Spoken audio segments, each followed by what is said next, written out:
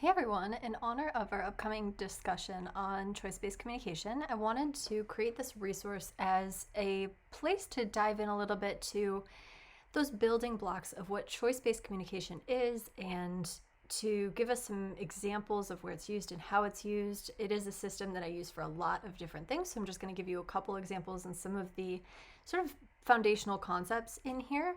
But I'm hoping that that will give us a good jumping off point to really dive deep in our discussions. So some of the things that we'll cover today are some basic terms, languaging as an operant, the ABCs of languaging, but very specifically we're going to be talking about a type of languaging called MANs, clarifying contingencies, modeling and repertoire expansion, and some resources to learn more about the concepts that we discuss here. The first term that I want to define around choice-based communication is agency, and I find myself really gravitating to Gallagher's definition, which is the sense that I am the one that is causing or generating an action.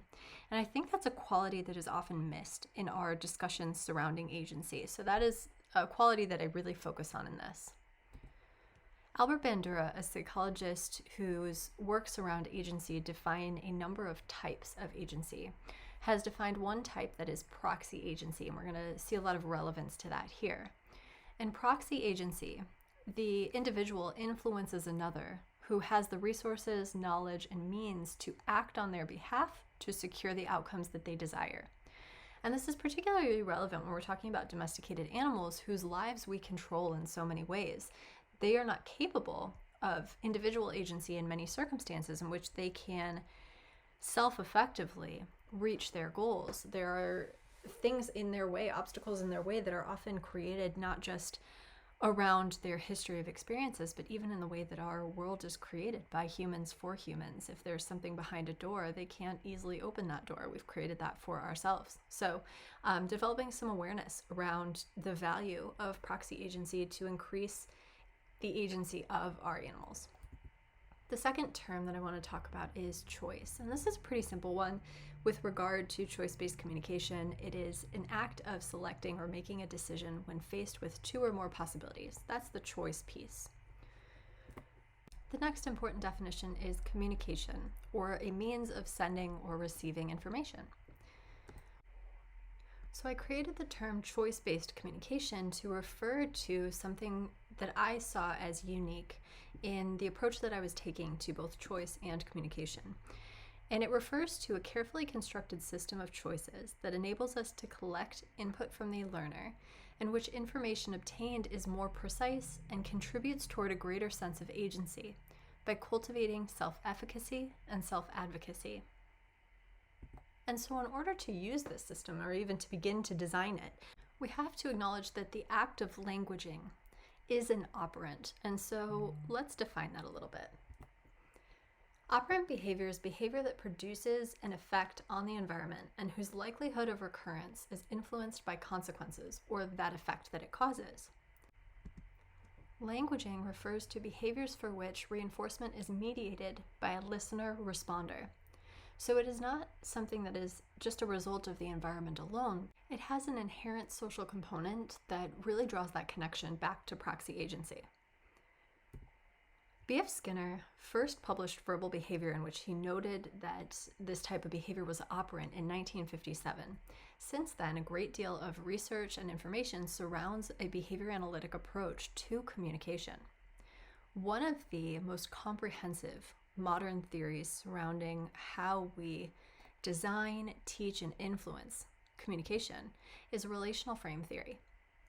In relational frame theory, behavior analysts view verbal behavior, that's in quotes because that doesn't always mean spoken behavior. It refers to those verbal operants, and we'll circle back to that, as repertoires that include skills commonly referred to as language or cognition, and consider these repertoires to develop in much the same way as any other behavior, through an individual history of interactions with the environment. As with any other behavior, meaning comes through how language functions within a particular context. From an RFT perspective as well, we can see that languaging is not about a type of response, but how relations between stimuli organize our behavior. Stimulus relations are not things that can exist apart from responding to them. The behavior of language is relating. Now, before we get too far into this, it's important to note that I am not an expert in RFT. It is a topic that I'm very passionate about, that I am interested in learning quite a lot about, and I have self-educated myself on it and used many resources to do so.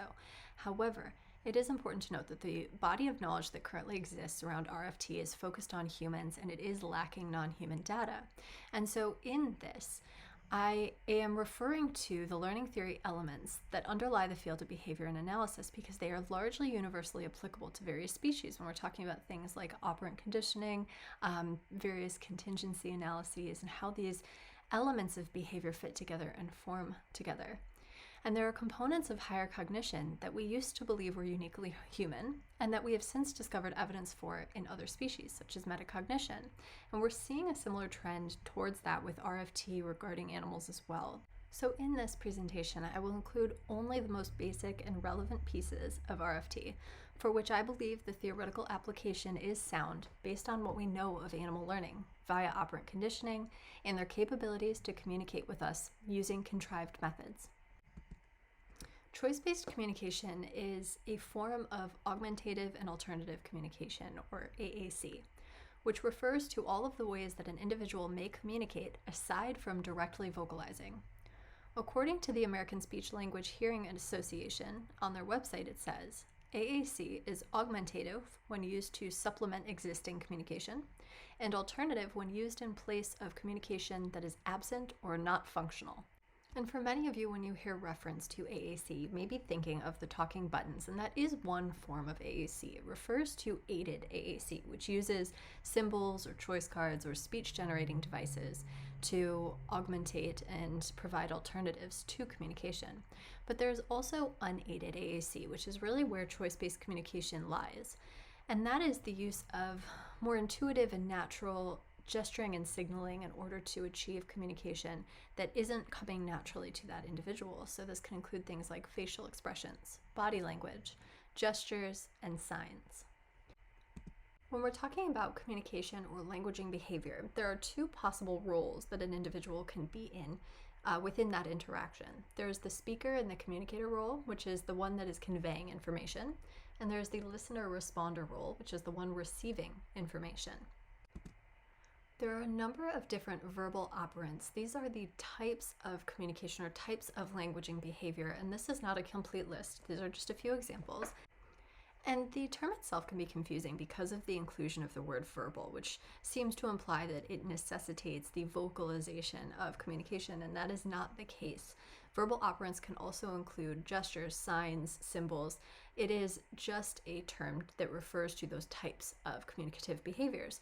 And these are not defined by how they appear, such as in linguistics when we're talking about nouns, verbs, etc., but they're defined rather by how they function. And so one of the first types of verbal operants is called listener responding. This is a behavior that is performed by the listener-responder role rather than the communicator role, and it refers to the behavior of reacting or responding to communication received. An intraverbal is similarly a behavior exhibited by the listener-responder, and it is when they respond to another verbal's behavior, such as answering a question. And so these two options are often where we see dog's role in the conversation exist. They're either responding to our cues, that would be our listener responding, or when we're talking about intraverbals, if we are offering an opportunity for a choice, we're asking a question, do you want to go outside? Do you want to have this or this? And maybe they make a choice within that. Although this is communication, it is still part of the listener responder role. And so moving on to more of that speaker sort of initiator role, we have mand, which is a directive, and it's reinforced by compliance of the listener. And it is evoked by an internal motivating operation that exists within the speaker. The next type is a tact, which is a commentary on the physical environment or sensory experience, an observation such as I hear this, I see this. And finally, motor imitation, which is again back in that listener role. It is taking in the movements of another and observing those and then mimicking and reproducing those movements.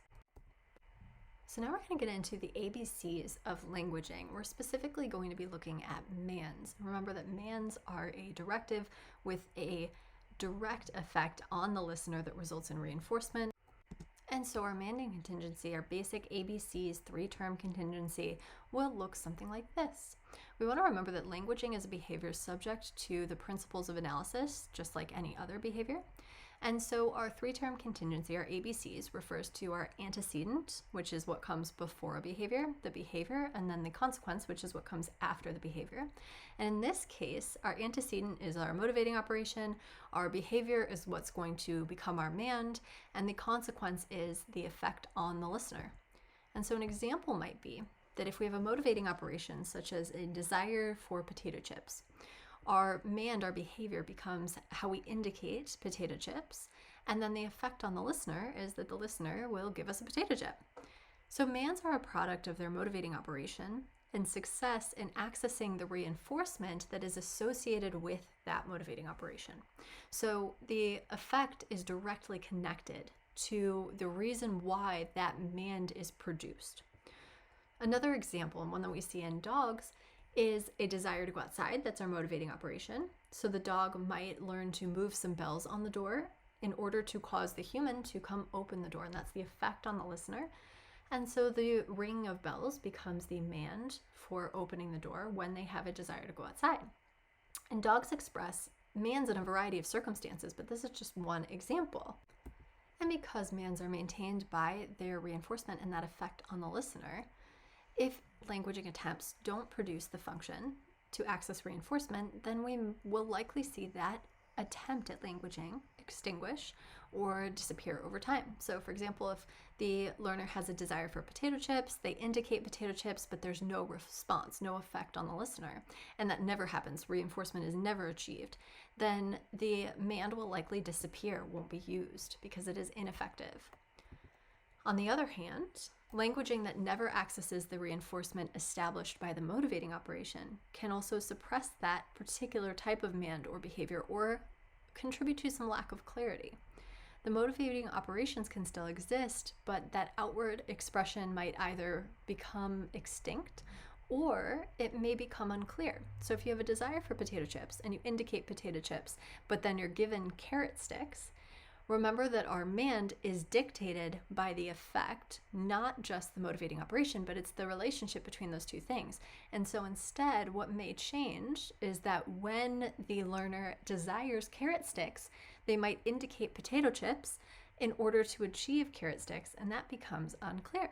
On the other hand, if that learner wants potato chips, they don't have an effective strategy for manding for that outcome. They can't give that information to indicate the specific thing that they do want, which can obviously lead to some frustration. It leads to obstruction of self-advocacy and self-efficacy because we're not able to understand one another, and so they don't have the tools they need to be effective in communicating.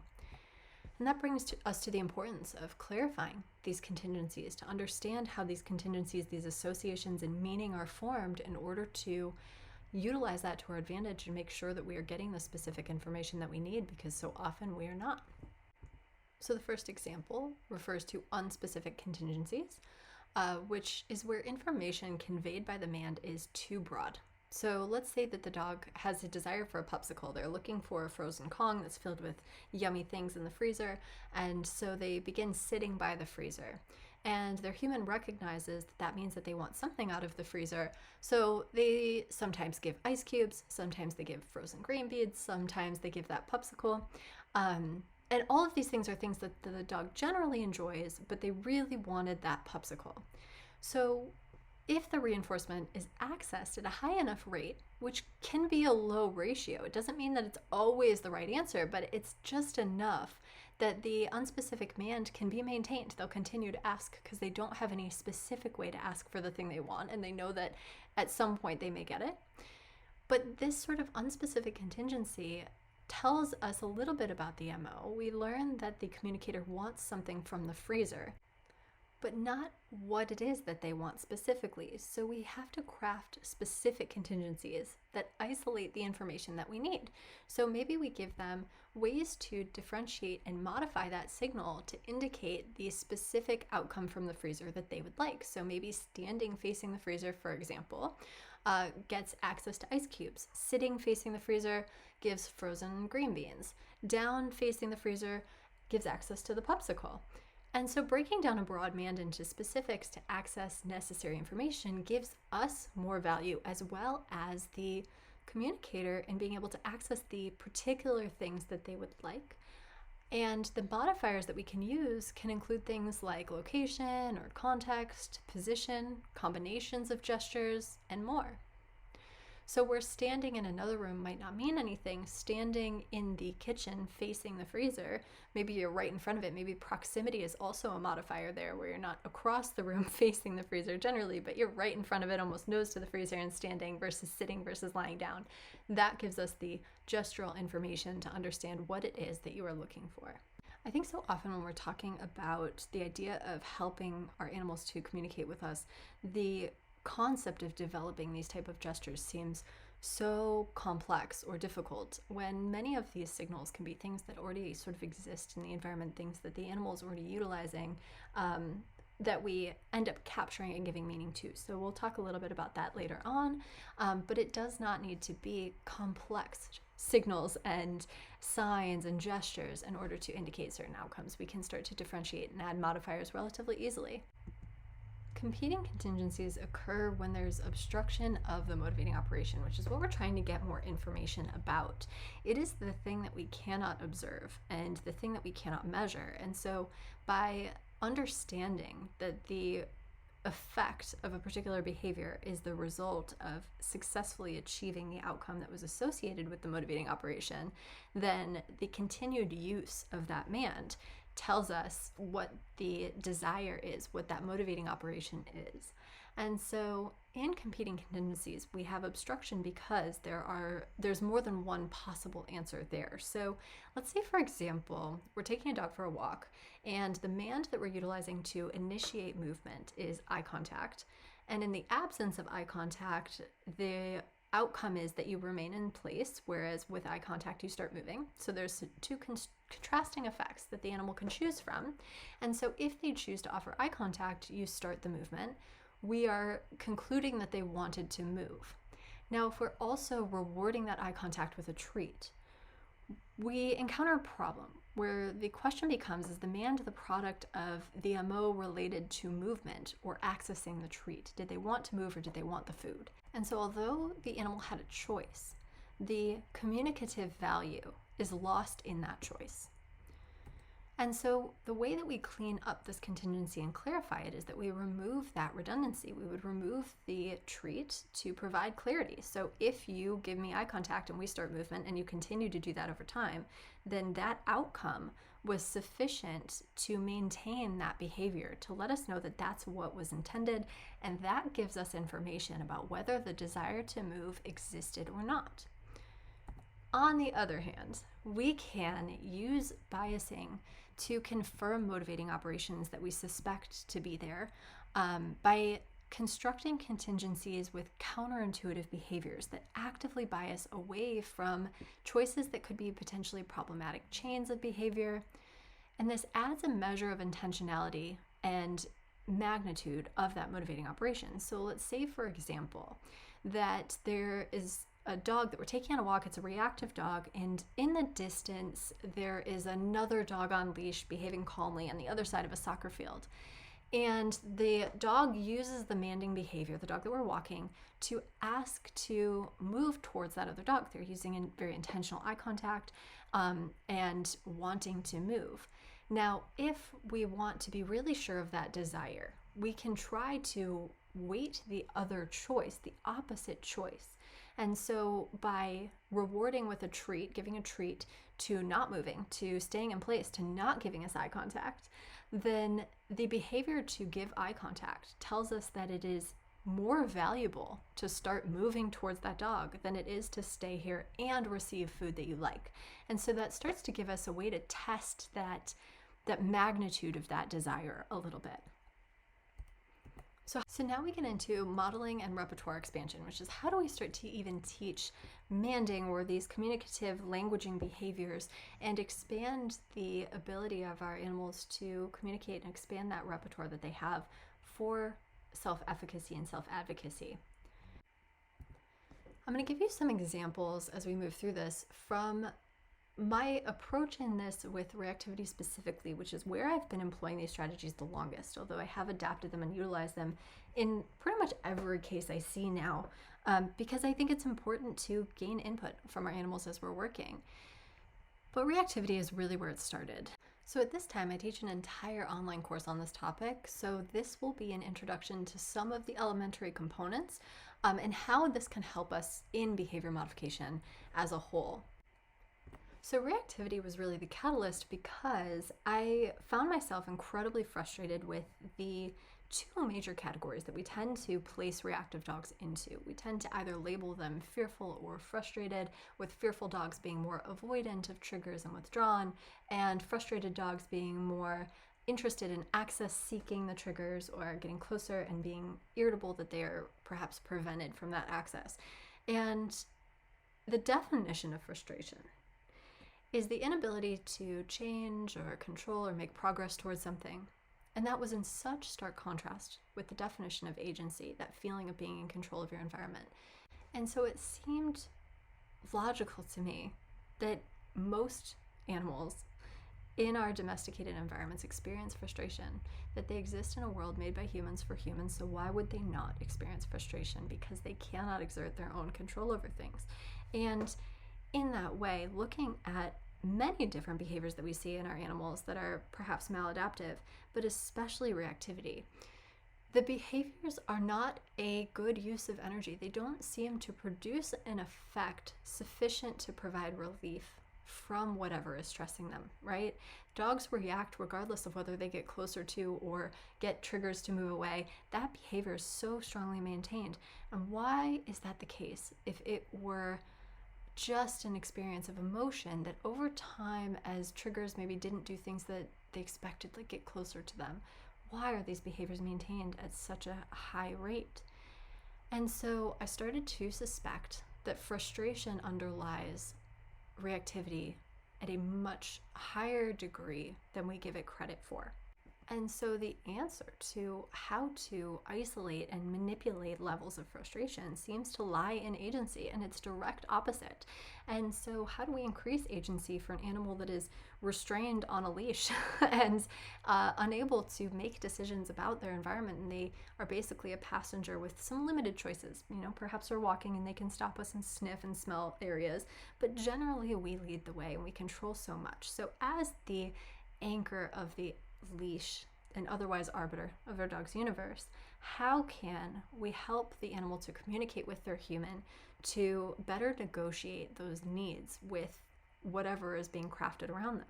And so I wanted to know if the dog wants to begin moving, if they want to move in a particular direction, if they want to remain in place and observe, if they want to change direction, if they want to maintain movement in a particular direction or stop movement in a particular direction, to get closer or away from something, to change the pace in how they're moving around their environment.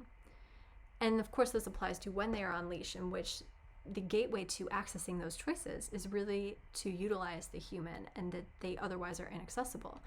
When they're off leash, these don't matter quite as much. But in the times when we are maybe inadvertently limiting the ability for animals to access the conditions that help them to cope, which I think so often we do, how do we get that information so we can start to see what our impact is? And then in that way, can we observe what conditions alter the dog's expressed choices so that we can get better insight into the experience of the animal? What things change the preferences that you have, and in what way? And so in order to start this, we have to select the method of communication so that we can begin to define what our mands are going to look like. And so I like to use simple gesture, simple movement, simple position, simple body language that our dogs are already naturally going to utilize. I emphasize precursor behaviors quite a lot. So those are going to be the behaviors that occur in a chain leading towards a particular outcome, that are the earliest points of the chain wherever possible. And the behaviors themselves are relatively neutral. And it's not uncommon for there to be a little bit of a hang-up around behaviors that already have some existing topographical associations, certain body language communication signals that are very low level that may have another assumed meaning. there might be hesitation to turn it into a contrived signal. However, I have found that the animals are very adept at utilizing a signal in varying contexts to mean different things. And so they are very skilled at understanding that a particular gesture might mean something different with their human while on leash, and able to utilize that with fluency and confidence and effectively, and utilize the same signal in a different way in the context of interacting with another dog, for example, which is consistent with the fluid nature of these behaviors that are the product of a variety of variables, including their context and other modifiers, that we see in relational frame theory, which is why I believe that there is a lot of untapped potential in that to further explore communication with our animals. I prefer this type of communication, this unaided form of AAC, to aided forms of AAC. That's not to put down any use of aided forms of AAC, like exploring buttons, but in my particular uses of this communication system, I want the animal to have unobstructed access to these gestures, to these methods of communicating wherever they might need them. Whereas if we rely on a communication aid, a communication device, when it is not immediately present, communication can be limited, and that's going to be counterintuitive to our goal of reducing frustration and increasing more generalized forms of self-efficacy. So we're going to look at our first example, which is developing eye contact as a command to initiate the movement with the human when we're walking on leash. And we want to remember that communication is going to be very personalized. The demands and the outcomes that we choose are going to be dependent on the individual, the circumstance, the behaviors that they're showing us, and so many other variables. But when we're using modeling is a teaching strategy that relies on sort of observational learning and experience, in which the learner doesn't have to first be practicing that information successfully. They can learn and kind of experience it passively in order to develop the information and connection that we want them to learn. And so while we could begin to simply capture eye contact as it occurs and move in response to that, that is inefficient, and in my experience will take a very long time to develop that connection, that association and understanding, when there are more effective ways of doing so. And so scaffolding is a very broad umbrella concept that refers to providing support as needed through the learning process towards the end goal of removing that scaffolding and creating a learner that is independently able to produce and utilize that new knowledge. And so there are many strategies for scaffolding that exist, but the idea behind it is based in Vygotsky's zone of proximal development, which starts where a learner is unable to utilize the knowledge on their own, and so there is a high degree of support. There is a mid-level in which they are moving towards being able to do so independently, but need some very minimal supports, at which point we are fading the additional supports and scaffolding, and the goal is to remove that scaffolding so that the learner is then independent by that third stage. And so the scaffolding is a metaphor like we use in construction, in which it is providing these supports until the foundation is built, until the wall is built, and then the scaffolding is removed and it stands on its own. So these strategies are going to look and feel a little bit different than what we're used to in traditional positive reinforcement training. And one of the major differences is the lack of continued repetition to sort of drive home some of these connections and experiences, which I think is surprising for a lot of people. But what I found is when the information is introduced in a way that provides some innate value to the learner, they generalize and they develop much more quickly. So there isn't as much need for repetition to sort of drive it home, to build up a valuable reinforcement history. And so in the upcoming video, we're going to see us modeling just that behavior and consequence connection, the demand effect connection, and modeling that for the animal. And so we start in a low distraction environment where they're able to just sort of observe this happening. The dog offers eye contact. We're not prompting it. Dog offers it. Human begins moving, and a treat is given in no particular order. Because truly, in my experience, especially in this sort of really early stage here, it doesn't have that much of an effect. Sometimes it does, most of the time it doesn't. And so it's just a way for the animal to start to kind of experiment with this. As that connection starts to solidify, we see a lot more eye contact increasing, and they get to observe the moving more and more. And so at that point, we can start to remove the treat. That is not what I show in the video, but I show you this connection building. In the next step, we remove the treat, and I'll show you the next step for that. So the next step of the practice, though, doesn't go to immediately working on this contingency of eye contact equals this. We also want to include that motivating operation. We need to create that. So it's a separate exercise as we get to this third step of scaffolding. The first just relies on being ready to remove that treat from these steps. This is 27 seconds long. Truly, it should only take a couple of minutes for this connection to form if our analysis, behavior selection, outcome selection have been effective and are along the lines of the desires of the individual. So I'll explain that in a second. This is that first example. Again, super short, and so the dog just offers some eye contact, looks up, and you can see this doesn't even have to be that quick. These are just clients of mine. These are not professionals. I do not expect perfection. That is who I work with, and yet this comes together. And so although we really emphasize great mechanics, it does not hinge on that, which I find really beneficial when working with pet owners, to give them something that helps to set them up for success without mastery having to be achieved first. So the goal of these individual contingencies, such as eye contact equals movement, is that it starts to give us an observable behavior that indicates the presence or absence of that motivating operation. And of course, this is only reliable once fluency has really been established and demonstrated, which happens rather quickly. But in that way, if the animal, knowing this, knowing how it operates, chooses eye contact, then we can more reasonably conclude that there is a desire to move, and therefore we start movement. On the other hand, the opposite is true. If there's no eye contact, there may be no desire to move, at which point we stay in place. So when we have a variable like that we cannot observe, by creating these clear contingencies that are very consistent, we get information about whether or not the MO exists in that moment. And this differs greatly from what we expect in training and behavior modification in most circumstances with animals, because we are used to teaching them new ways of responding. We expect you to see this, do that, hear this, do that. And in that way, we're not really asking for input. We're not saying, do you want to move right now? And expecting that that's going to change under various conditions. So one of the things that I find in introducing this is that people are very surprised when the first few times they head out for a walk, after learning a lot more of the system. This is not the only option to communicate available to these dogs, but it is one of the first that we introduce, that their dog will not choose to look at them. And in that way, we as humans, I think, fall into this, but they should be looking at me because they should want to move, or I want to move, and therefore they should be looking at me.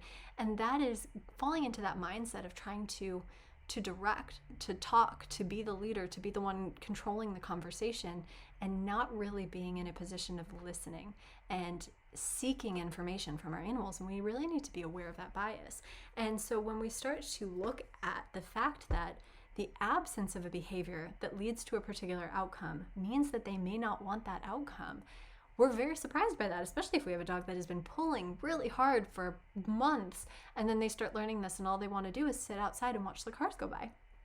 And so we have to, in executing this, assume competence. We have to teach and verify that competence exists. We're not saying that you just wing it and assume they're going to know all these signals. No, we teach and model these signals first, but once they're modeled, we make assumptions about competence. We want to say that you know what you want, you have the tools to communicate what you want, and therefore if I'm not seeing what I expect to see, that is a measure of what you want. And I'm going to take that information and I'm going to use it as though it is true. I'm going to find ways to verify that if it were true, what else would be true, and ask those questions. And that is the heart of choice-based communication. But that's not where it ends. We need more information. This is just one piece of information of, do you want to move?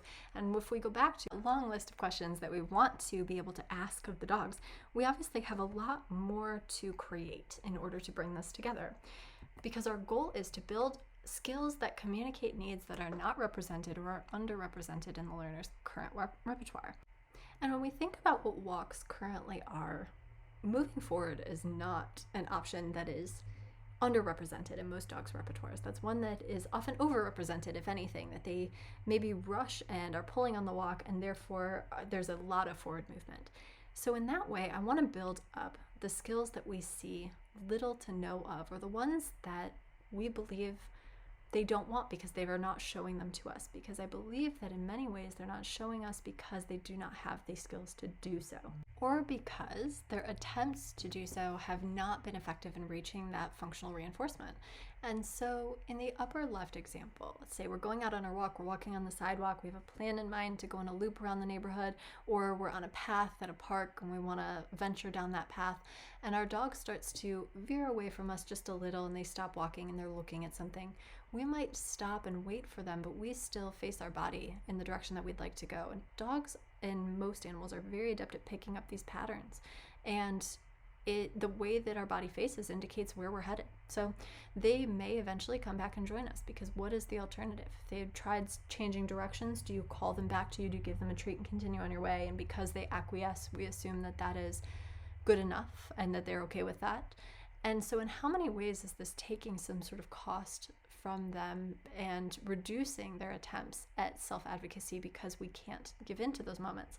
That doesn't mean that we have to start to, but just developing some awareness around the ratio of this dynamic is really important. The next example, just to the right of the upper left, let's say that the dog moves out ahead of you. Maybe this is on a long line, you're going on a hike, and they kind of get away. You call them back, they come back in front of you, you give them a treat, and you continue on forward. And maybe the dog saw something up ahead and wanted to actually turn around to go back. What tools or skills do they have to truly show us that? Or have they learned that it's best to just acquiesce and follow the direction of the human? Another example, just to the right of that, we're walking forward, the dog kind of turns behind us, we don't see that, and we continue to move forward. And so there are a lot of ways in which communication and languaging skills do naturally exist among our animals, but that even though they naturally exist, that doesn't mean that they are strong enough to be as effective as they need to be for us to start really listening to them. Just below that, just to the right of that little black box right there, we look at examples of how the dog can stop or redirect us. And so those options of turning to the side, we can certainly become more aware of these, but I want to also build up the dog's ability and sense of empowerment in controlling our body to tell us to stop moving, to tell us to change directions in more ways. Because if we're just focusing on, turning away from our body and back, they've got about 180 degrees of direction from which they can choose from. And I really want to open up that 360-degree circle, which means we have to open directions that involve crossing past the person as well. So how do we do that in a way that recruits the human to help you to open those doors? So the dog in that example, we're walking, and let's say they wanted to cross in front of the human, and getting in front of the path of the human is an effective way to stop our movement. They get in our way, we're going to stop moving. And so from the dog's perspective, though, if they start to get a little ahead of you, in order to do that, in order to cut you off and stop that movement, in order to turn you, in order to redirect, there is a point at which they have to either really rush to get far enough ahead to feel safe, and there may not be a point that extends within that leash range to do so, or they have to kind of give up and assume that it might be unsafe, because if we keep moving our legs and they cut in too close, we could kick them. So they may not perceive that that option is accessible or safe. And so just to the right of that, we see the representation of just how far ahead they may have to be to utilize that option. And if we continue to catch up on them, they're continuing to move forward, they may never feel comfortable crossing and redirecting to that opposite side. And so this is where I see a lot of dogs get stuck in a behavior that I call rushing, and almost like a runaway train. They get far ahead of us, they're at the end of the leash, we're continuing to pursue them from behind, and they're continuing to run forward into the end of the leash, and there's just no opportunity to sort of break that cycle and shift into something more functional. And so it almost feels like they're just trying to get through it and there's nowhere to go.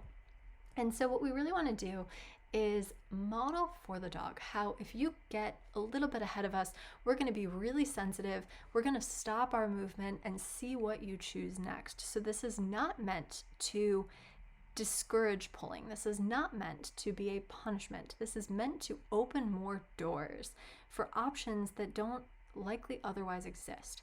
So as the dog starts to move ahead of us, if we stop walking, we have made it safe to cross in front of us.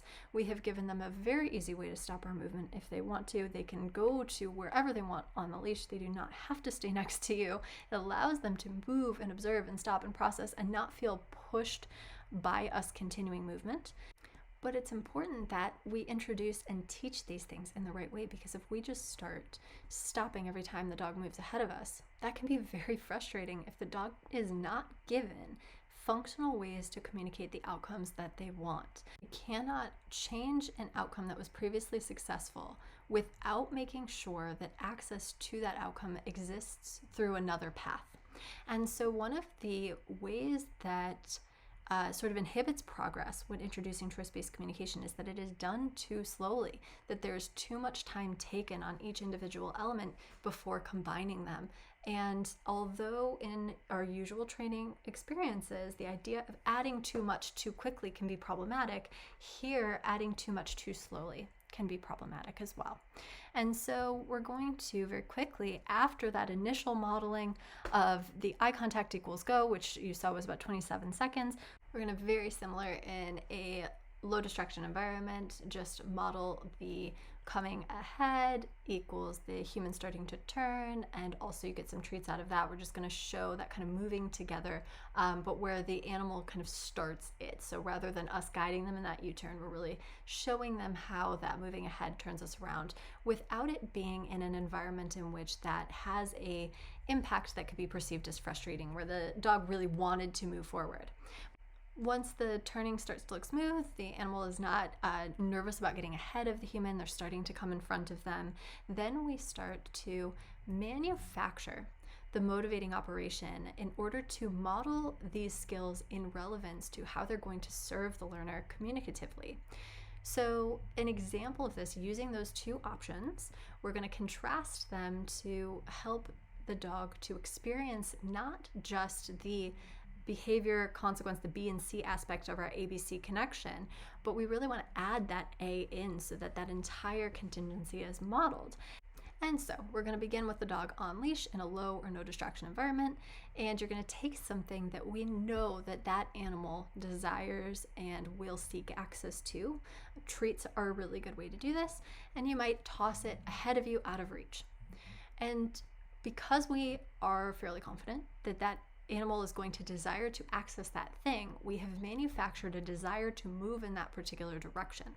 And now we're going to model that when that desire is present, here's how this skill that we just showed you will help you to function to achieve that goal and to communicate how you need me to facilitate achieving that goal, so that it helps them to see that value in communication, not just in solving the problem themselves. And so that's how we start to model that meaning. And so in that way, as the dog wants to move forward, they utilize that eye contact that they just learned, and you move together and they get closer to that tossed treat. So there's a lot of reinforcement accessed through just designing the environment in that way. But before we get started, we also want to prepare for the potential for some misconceptions, some misunderstanding from the animal, because they are learning. This is an environment in which they are developing these connections. We are not assuming that they know them yet. The first potential thing that we want to acknowledge is that dogs often have a long history of pulling ahead, and so they might act out of habit rather than a conscious choice. Totally normal. And also we want to acknowledge that we could be incorrect in assuming that the dog will want access to that manufactured thing. Maybe they don't want to move toward that treat. And so in doing that, when we look at our contingencies, the desire to move is what we're assuming. And so you'll use eye contact to get closer. And just as we discussed before, if we don't see the eye contact, we have some questions about whether or not they want to actually initiate that movement. On the other hand, we're assuming that there could be a desire to change direction, but there probably isn't in this circumstance. We haven't really manufactured that component yet. Instead, it's possible that the dog might move ahead just out of habit. And in that case, if the human then starts to change direction, starts to stop and allow the animal to kind of turn them, we may have a negative punishment effect in which we are removing their access to the desired thing, which could have been moving forward. And we're not trying to in any way punish moving ahead. It's not an undesirable behavior. It's okay. In this context, it is communicative. And so we are going to, when this happens, offer the same treat from our hand. And so the only difference between these contingencies in modeling is the effect they have on the human. The outcome of receiving the same treat is the same. It's just achieved in two contrasting ways. So we'll take a look at an example of that. So here we see she's just slightly ahead. She's not even really pulling her body ahead that much, but just because of the way she's kind of coming ahead with her face and gently, just a little bit curling in front of that right leg, we're taking that to mean stop. So it's incredibly subtle, and we want to build up the emphasis on that behavior. So hopefully she feels more confident to really kind of come in front of, get ahead of, and stop our motion in a way that is more easily observed. However, what often happens in this is that we start with quite a bit of turning around in that way. And that feels sort of sufficient to model it in the beginning. But eventually what ironically happens is that the dogs start to focus more on getting the tossed treat than the one out of our hand, even though it's the same thing. We'll talk more about why I believe that is in just a second. I want to show you what that looks like.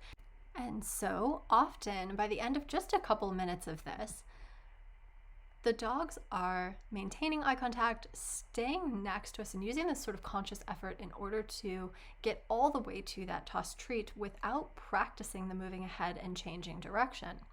And so this is an example of derived relations, or at least I believe that it is. They're also known as emergent relations, and they're defined as a relation between two or more stimuli that is not directly trained. And it is a component of relational frame theory. Relational frame theory talks about the frames of reference that we develop around meaning of certain things and the relationships between those frames. And the act of relating is how we construct meaning and develop meaning and derive new connections. And in that way, we've created two options that have this bidirectional relationship. They are connected in that eye contact starts the movement, moving ahead sort of stops the movement, and from that information, the animals construct and derive a third option to maintain movement. We didn't directly teach it, we didn't directly introduce it, but by utilizing the information from the eye contact starts it, from what stops it, they are sort of figuring out how to maintain that movement. And it tends to look very consistent. There is a lot more to derived relations. This is a very, very elementary example. There are many different ways in which derived relations can occur, but I do believe that this is something that we observe quite a bit in choice-based communication. So it takes us back to our need to manufacture that motivating operation and model relevance to the learner to make sure that that moving ahead is really solid. Because we're seeing it drop off at the end there. I want to make sure that all of these have equal practice and strength and fluency. And then in doing so, the choices that they make provide information about the conditions that currently exist in any given moment, rather than that one is just not as strong as the other. And so that takes us back to having to manufacture that motivating operation and model that relevance for moving ahead. What does that mean? So that we make sure that just because it's dropped off in that practice, that it wasn't a result of it being accidentally punished or just not as valuable as the other options. And that doesn't mean that it always has to be represented. We'll get into that, but I want to make sure that it is represented enough that the animal has drawn solid conclusions about how it functions for them and how they could use it in other environments. So what we got from that is that there may not have been enough motivating operation of a desire to change directions or a desire to stop movement to practice moving ahead or to continue practicing it despite the addition of the treat.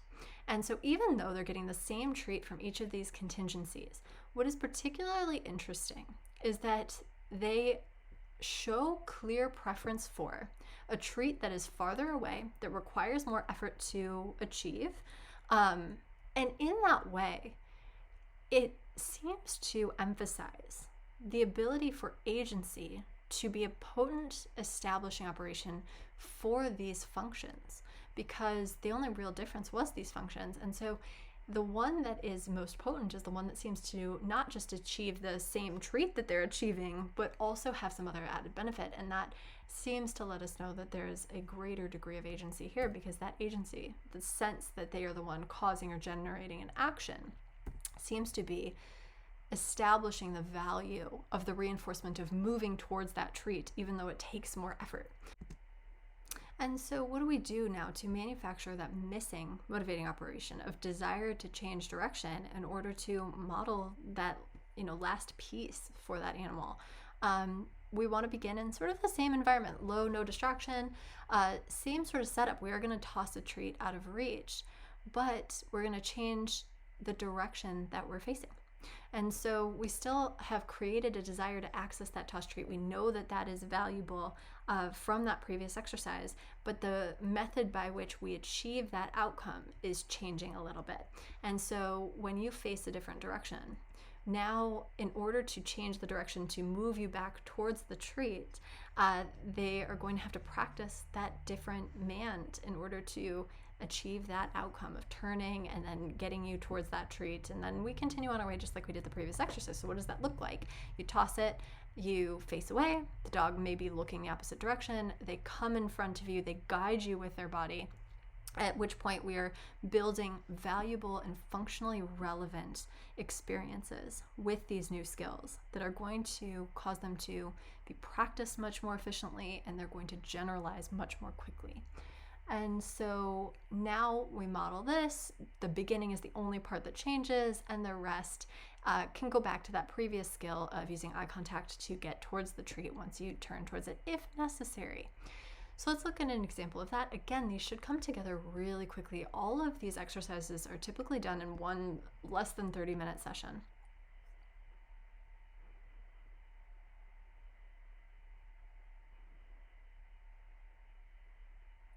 Skipped a little in my recording, but you get the general idea. The treat's in the corner, he comes in front of and turns the human around. And so by using their body in that way, we build that up, we develop that confidence, and we're looking for how quickly they use those skills to let us know that they know what they want, they know how to get it. There's less processing time because they are fluent and comfortable in utilizing that skill to their advantage. And so what happens in this, as we begin to see these options naturally expanding to include more nuance, more options, is that the conditions that evoke the motivating operation in a choice-based communication system are substitutable. And that results in rapid generalization because these skills are functionally relevant and broadly applicable. And so if we take that most basic piece of motivating operation, a desire to move, that can be evoked by many different things, and therefore gives it many circumstances in which that communication can be functionally relevant to the advantage of that learner.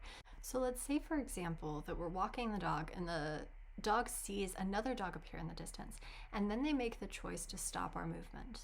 And they might watch for a second, and then they very clearly move in front of us, turn us around, guide us in the opposite direction. Through those choices, which are connected with consistent and specific outcomes, we can better draw conclusions about what the motivating operations are in that circumstance, in that context. And we can more certainly say that dog is not something that you wanted to approach. You wanted to move away from that dog. That gives us better information about what their internal experience might be. It's not definitive, but it is clearer than a lot of the strategies that currently exist, in which we're often making assumptions. And what I have found in this is that the dogs almost universally surprise us with these choices that they're making. And so quickly too, after learning these things, the dogs will do things that seem totally out of character for them. And they do so with intention and with care. And we can observe through these choices how nuanced their needs may be. When we're talking about things like reactivity in general, we make these sweeping generalizations about how we should be supporting them. And we don't really acknowledge other than maybe the relevance of how threshold can change in certain situations, but it goes so much further than that. There may be dogs that they see that they actually do want to move closer to a certain point, and then they stop. Where is that point? Maybe there are dogs that they want to watch from a distance and others that they want to move away from. Maybe a human appears and they want to stop and watch, and a dog appears and they want to move away.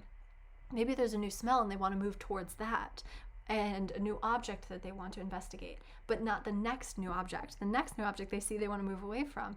And so it really starts to open the door to getting information about who they are as an individual, and offers us a way to get information that allows us to better serve them in meeting their needs. And that serves us.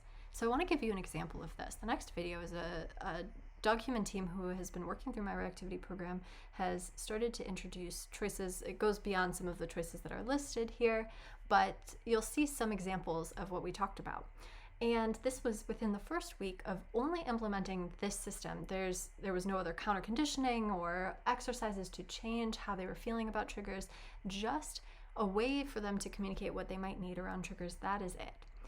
And their response to 3 triggers, one after another, in a busy urban environment was such a drastic change. And this is often the case, that just the ability to communicate seems to rapidly increase distress tolerance and to diminish arousal in a way that is just profound. So I want to show you an example of what that looks like, and then we can— I could like cry right now, and we haven't even started dress rehearsals. Up ahead of us, a guy is about to exit a building and then walk toward us and slightly detour to his van, which is parked on the side of the road. This is the moment she sees him. He is just far enough away that I feel comfortable letting her process, but I fully expect one of 2 things to happen. The first being I'm going to need to take over, or the second being she's going to turn me around to go a different direction. Instead, Chloe chose door number 3. In the time that's elapsing before her choice, he actually went from the back of his van to the passenger side door of his van, so he got a little bit closer to us. And then, boom, she asks to move forward.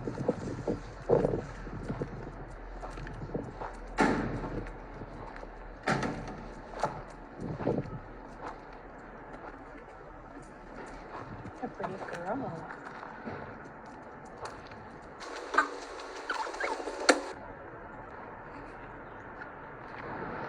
Almost immediately, Chloe and I both realize that there is a new person up ahead who has just turned the corner and is now heading toward us.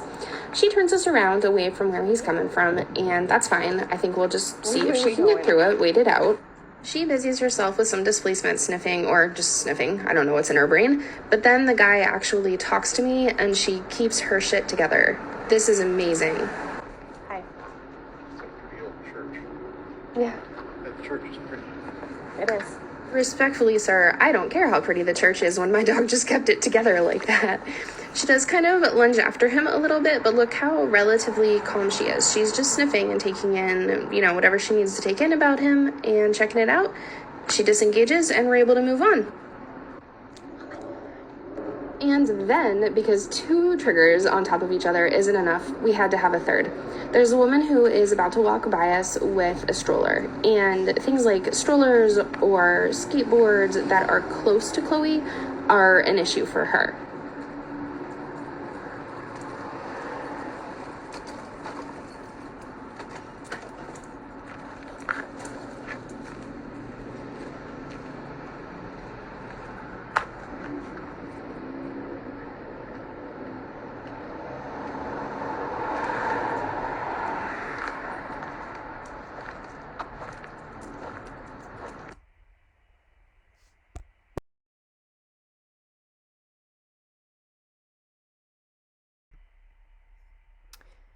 So that's not to imply that this is by any means a cure for behavior problems, but what we see is reflected also in the human literature. When agency is increased, distress and tolerance is also increased. And by gathering input from the learner about how they would like to proceed in stressful situations, we're able to better personalize our strategies, and we collect a new baseline from which we can build in our behavior modification plan. And so it is an invaluable part of the process that I do believe should be included in much more of our work as a prerequisite. So some of the possible mechanisms by which choice-based communication helps to rapidly improve the distress tolerance is that there's that greater degree of personalization, it reduces frustration, it cultivates self-advocacy and self-efficacy in that sense of agency by letting the animal give us information about their needs and preferences that we can use to negotiate more beneficial outcomes for them. It aids us in identifying novel ways of supporting the animal's unique needs, and it aids us in collecting data surrounding unobservable processes, such as the presence of a particular motivating operation. So please keep in mind that this is just an introductory overview, and there are a lot of steps that we take to make sure that when we're utilizing this with reactive dogs, that we are not putting anyone in danger when they are out in the real world and able to make choices and express themselves. There are many different ways to keep animals safe when we are employing choice-based communication in behavior modification. I just simply don't have enough time here to go into that. So our goal was to talk about what choice-based communication is, really define it, and the purpose of it and how it works and differs from some of the ways that we might utilize choice in our other strategies and training. So I hope that I've achieved that goal, but please let me know if you have any questions. I also want to give you guys a recommendation for a resource to learn a little bit more. And while there are so many great books out there that talk about using the principles of behavior analysis with animals and in animal training, the things that are really underrepresented in our community and in the literature that we have access to is more information about these concepts around communication, around languaging. And so I want to give you a recommendation for a book on that specifically. This came out in January of 2023. It is focused on humans and education with children and other venues, but it does have so many overlaps with what we know about training in animals. It talks about languaging as operant behavior and the different variables to which modifying and applying these learning theory concepts to that aspect of languaging behavior could possibly have some overlaps here. So it is focused on humans. It does not talk about animals in any way, but I believe that it is still a really great resource to learn about some of these things and to kind of inspire our creativity and our imaginations in applying this further to animals. So relational frame theory is a behavior analytic theory of human language, and RFT suggests that the building block of human language and higher cognition is relating. In other words, the human ability, although I would debate that, to create links between one thing and another using words or other symbols of communication. Understanding and applying relational frame theory outlines the essential principles of relational frame theory and offers practical applications and tools to help clients live better lives and to establish the conditions necessary for all of us to thrive, with a central focus on establishing psychological flexibility, prosociality, and cooperative contexts for change at all levels of analysis, from the self to the overarching systems and cultures.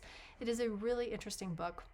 Whether or not you take anything from it to utilize with animals, I think it is something that we all should be looking into. It's very exciting. If you have any questions, feel free to contact me. My website is on here, social media as well. Otherwise, we do have topic discussions on choice-based communication coming up in the R+ 2.0 community. Those will be live on Zoom. They're informal. Bring your questions, bring your discussions of whatever aspects you'd like to talk about, ways you might be experimenting with it, and we can chat in there as well. So I hope to see you there.